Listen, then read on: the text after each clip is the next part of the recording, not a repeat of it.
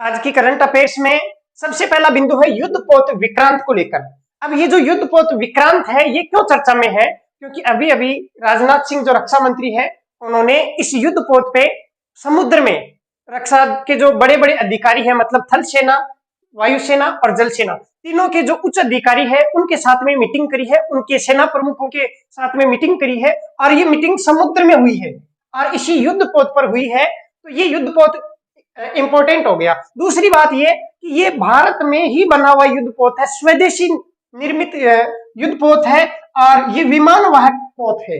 ठीक है, तो देश का पहला स्वदेशी, मतलब भारत की धरती पर ही बनाया गया है, स्वदेशी है और विमान वाहक पोत है, इस कारण से ये इंपॉर्टेंट हो जाता है।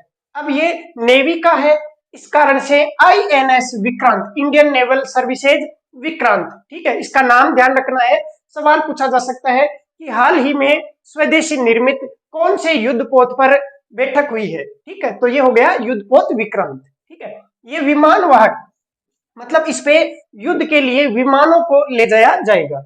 अगला सवाल है वर्तमान में राजस्थान के DGP कौन है। ये चर्चा में है, अभी इन्होंने होली की बधाई दी थी साथियों को, तो इस कारण से इनकी न्यूज आई है। तो DGP का सवाल भी कई बार मेरा खुद का देखा हुआ है, पूछ लिया जाता है कि राजस्थान में DGP कौन है या राजस्थान में मुख्य सचिव कौन है, तो ये भी चीजें आपको ध्यान में होनी चाहिए। तो DGP है उमेश मिश्रा। इससे पहले ML लाठर थे, उनका सवाल पूछा जा चुका है।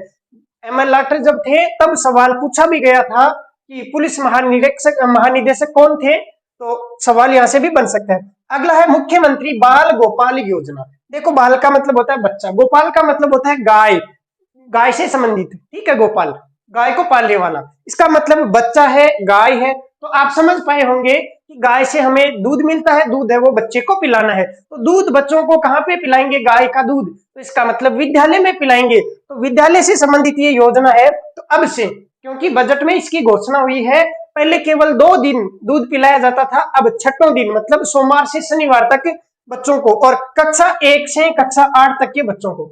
इसमें बालिकाएं और बालक दोनों शामिल है, समस्त विद्यार्थी, समस्त कैटेगरी के।